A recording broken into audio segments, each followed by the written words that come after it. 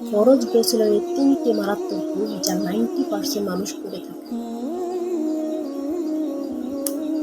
ফরজ গোসলের সঠিক নিয়ম যা আমাদের জানা অত্যন্ত জরুরি। আসসালামু আলাইকুম। অনেকে অজান্তে ফরজ গোসলের সময় কিছু মারাত্মক ভুল করে থাকেন। ইসলামের পবিত্রতা ঈমানের অঙ্গ, তাই সঠিক নিয়মে গোসল করা প্রত্যেকেরই দায়িত্ব। গোসলের সঠিক নিয়ম জানার আগে ফাতিহা মোটিভেশন চ্যানেলটি সাবস্ক্রাইব করে পাশে থাকুন। গোসলের তিনটি মূল ফরজ। বিস্তারিত নিয়মে যাওয়ার আগে মনে রাখবেন, ফরজ গোসলে যে তিনটি কাজ করা বাধ্যতামূলক, এই তিনটি কাজের একটিও যদি বাদ পড়ে তাহলে আপনার গোসল হবে না। 1. ভালো করে কুলি করা, রোজা না থাকলে গড়গড়া করা। 2. নাকে পানি দিয়ে নরম জায়গা পর্যন্ত পরিষ্কার করা। 3. পুরো শরীরে এমন ভাবে পানি পৌঁছানো যেন একটি চুলও শুকনো না থাকে।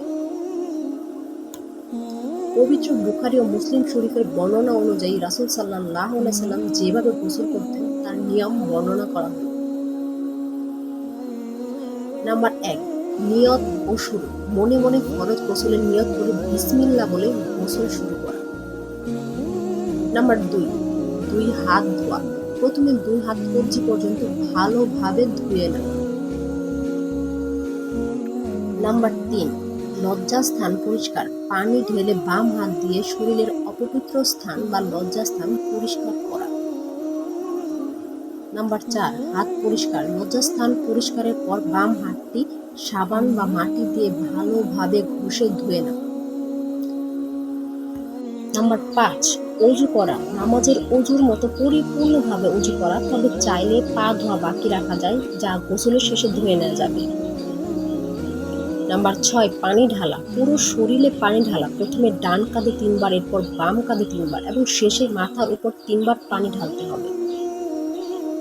নাম্বার 7. চুলের গোড়া ভেজানো। মাথায় পানি ঢেলে আঙ্গুল দিয়ে চুলের গোড়া ভালোভাবে ম্যাসেজ করে ভিজিয়ে নেওয়া, যাতে চুলের একটি চুলও শুকনো না থাকে। শরীরের কোনো অংশ বা কোনো লোম শুকনো থাকলে ফরজ গোসল সম্পূর্ণ হবে। নাম্বার 8. পা ধোয়া। গোসলের স্থান থেকে একটু সরে গিয়ে 2 পা ভালোভাবে ধুয়ে নেওয়া। এই নিয়মে পরিপূর্ণভাবে গোসল করলে আপনার পরবর্তীতে নামাজ পড়ার জন্য আলাদা করে অজু করার প্রয়োজন নেই। আল্লাহ তাআলা আমাদের সবাইকে সঠিক নিয়মে পবিত্রতা অর্জনের তৌফিক দান করুন। আমিন। আল্লাহ।